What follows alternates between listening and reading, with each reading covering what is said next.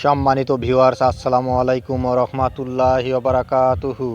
আশা করি সবাই আল্লাহর অশেষ রহমতে ভালো আছেন, সুস্থ আছেন।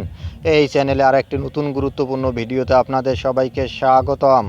আজকে আলোচনা করব শিক্ষকদের ইএফটিতে বেতন কবে জানালো মাওশির ইএমআইএস সেল। বিস্তারিত থাকছে ভিডিওতে। এই ভিডিওটি দেখার আগে যারা এই চ্যানেলে একদম নতুন তারা অবশ্যই চ্যানেলটি সাবস্ক্রাইব করে পাশে থাকা বেল আইকনটি প্রেস করে দিন। আর যারা ইতিমধ্যে সাবস্ক্রাইব করেছেন তাদেরকে জানাই অসংখ্য ধন্যবাদ। শিক্ষকদের ইএফটিতে বেতন কবে জানালো মাওশির ইএমআইএস সেল।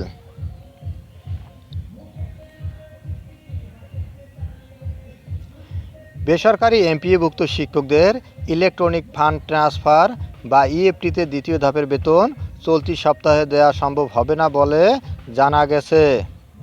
শিক্ষক কর্মচারীদের তথ্য যাচাইয়ের কাজ এখনও শেষ করতে না পারায় আগামী সপ্তাহে বেতনের মেসেজ পাঠানো হবে বলে জানা গেছে।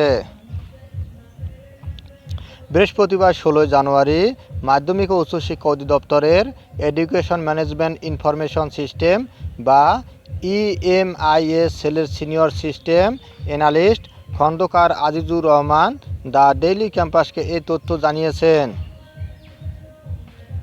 তিনি বলেন, আজ বৃহস্পতিবার শিক্ষক কর্মচারীদের তথ্য যাচাইয়ের কাজ শেষ হবে। বিকালের মধ্যে তথ্যগুলো শিক্ষা মন্ত্রণালয় এবং আইবাস প্লাসে পাঠানো হবে। এরপর আগামী সপ্তাহের মধ্যে শিক্ষক কর্মচারীরা বেতনের মেসেজ পাবেন।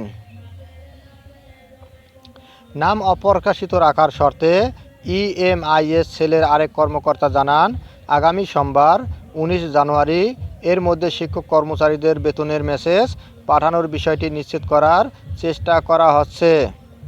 1 লাখের কিছু কম সংখ্যক শিক্ষক কর্মচারীকে বেতনের মেসেজ পাঠানো হবে। জানা গেছে, এমপিওভুক্ত শিক্ষকদের জাতীয় পরিচয়পত্রের সঙ্গে ইএমআইএস সেলে থাকা তথ্য মিলিয়ে দেখা হচ্ছে।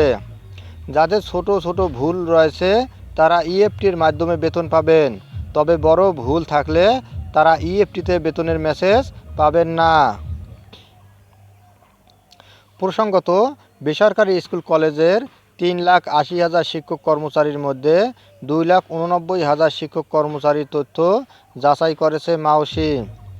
ইতোমধ্যে 1,89,000 শিক্ষক কর্মচারী ইএফটিতে বেতন পাননি। অবশিষ্ট শিক্ষকদের তথ্য যাচাইয়ের কাজ চলছে।